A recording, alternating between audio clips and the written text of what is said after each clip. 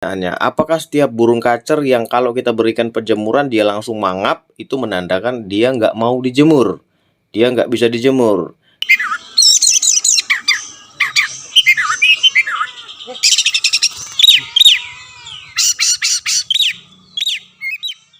Assalamualaikum warahmatullahi wabarakatuh, Kicau Mania, Kacer Mania, dimanapun kalian berada. Kita berjumpa kembali, pastikan kalian tetap selalu sehat, selalu ceria, selalu gembira, tentunya tidak kurang suatu apapun. Terima kasih banyak untuk kalian semua yang sudah mendukung, yang sudah mensupport channel YouTube ini. Maafkan apabila ada kalimat-kalimat saya yang menyinggung perasaan kalian karena saya mengucapkan secara langsung. Tidak saya tulis teks dulu sampai disusun kalimatnya, tidak seperti itu. Saya langsung spontan saja, apa yang ada di kepala saya itu yang saya tuangkan. Maka apabila saya kelewatan, keceplosan kalimat yang tidak menyenangkan kalian, mohon dimaafkan, jangan kalian ambil hati, ya kan?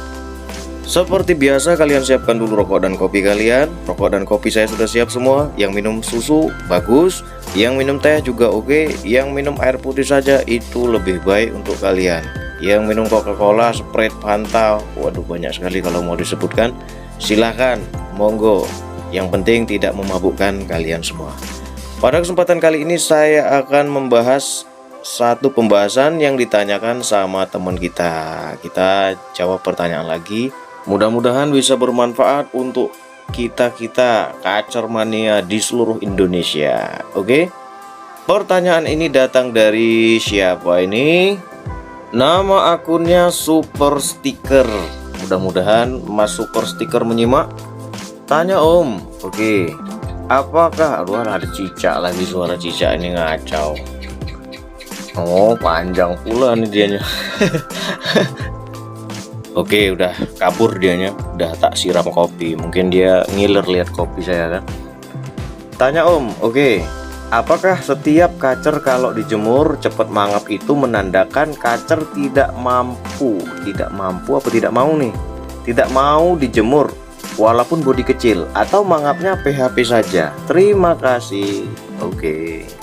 Nah, ini adalah pertanyaan yang sangat bagus, menandakan kalau kita mau belajar atau mau memahami tingkah laku burung kacer pada saat penjemuran. Jadi jangan sampai kita terkena PHP.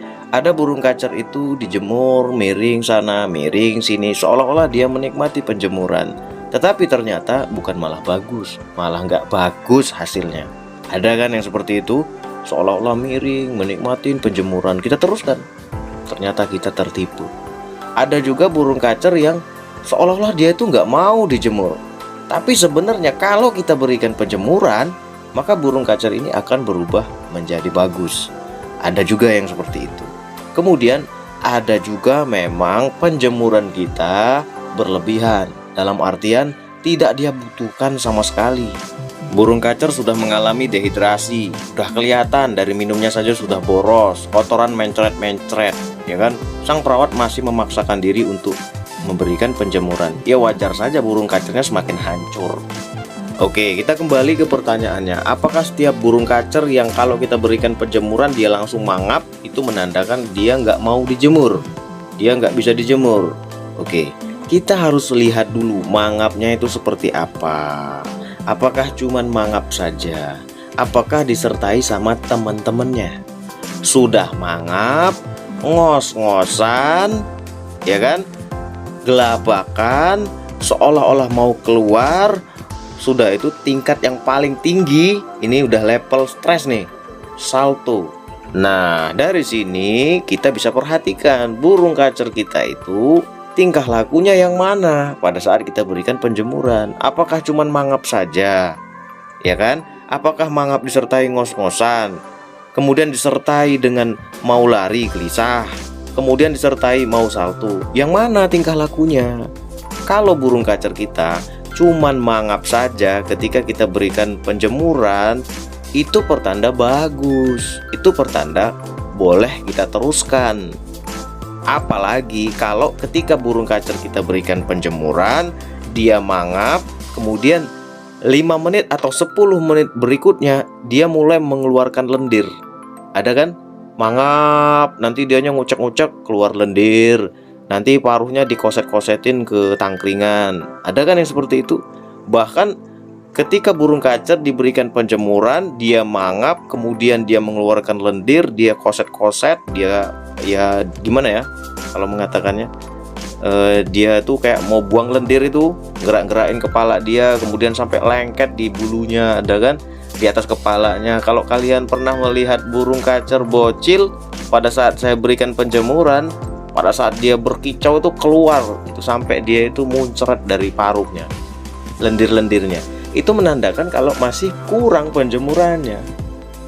Itulah mengapa ada burung kacer yang digantang di lapangan, sibuk ngoset-ngoset, baru keluar materi sedikit dah ngoset-ngoset, baru keluarin lagu dikit, ngotot dikit dah ngoset-ngoset, udah ngeluarin tonjolan, tembak-tembakan, ngoset-ngoset, pokoknya sibuk dengan ngoset-ngoset. Itu menandakan kalau burung kacer itu kurang penjemurannya. Kalau burung kacer itu tidak kurang penjemurannya, maka dia akan jarang untuk ngoset-ngoset ke tangkringan, gesek-gesek paruh ke tangkringan itu akan jarang. Coba kalian perhatikan, kalian duduk atau kalian berdiri lah, biar kelihatan kan. Pada saat gantang burung kacer, kalian perhatikan satu persatu, yang mana yang paling banyak ngoset. Itu menandakan kalau penjemurannya kurang. Boleh kalian tanyakan ke pemiliknya, gimana penjemurannya om? Itu burung kacernya itu, ya kalian gak usah kasih tahu lah, burung kacernya ini ngoset-ngoset terus. Coba tak tanya gimana penjemurannya. Boleh kalian tanya, penjemurannya minim om, ya wajar dia ngoset terus, ya kan, gesek-gesek tangkringan terus, gesek-gesekkan paruhnya ke tangkringan. Karena apa? Karena kurang penjemuran. Banyak kan yang seperti itu. Bahkan sering kalian perhatikan, bahkan ada yang bertanya, om kenapa burung kacer saya itu ya sebentar-bentar ngoset-ngoset tangkringan, sebentar-bentar gesek paruh ke tangkringan pada saat dilombakan. Tentu jawabannya adalah kurang penjemuran. Untuk lebih tepatnya bisa dikatakan burung kacer yang menunjukkan tingkah laku seperti ini itu menandakan kalau kondisinya belum fit. Ya sama seperti kita, kalau kita ini kan punya pori-pori, jadi bisa mengeluarkan keringat dari pori-pori, ya kan? Kalau burung, dia tidak memiliki pori-pori, dari mana lagi dia mau mengeluarkan keringat kecuali dari paruhnya, kan seperti itu. Ada orang yang baru disuruh lari dengan jarak paling cuma 15 meter. Sudah keringetan, basah semua bajunya, tapi dia sehat. Ada juga orang yang disuruh lari dengan jarak 100 meter baru keringetan, dia pun sehat. Ada juga orang yang disuruh lari dengan jarak yang 15 meter, ya kan, 30 meter, tapi tidak mengeluarkan keringat sama sekali, susah untuk keluar keringat. Orang seperti apa itu? Orang yang sakit. Jadi tubuhnya lemas, bukan malah keluar keringat. Kalau yang pertama tadi lari baru jarak 15 meter keluar keringat, dia nggak lemas. Ada juga yang 100 meter lari keluar keringat, dia nggak lemas. Itu menandakan orang ini sehat. Nah perbedaannya adalah yang lari 15 meter udah keringetan itu belum terbiasa untuk lari.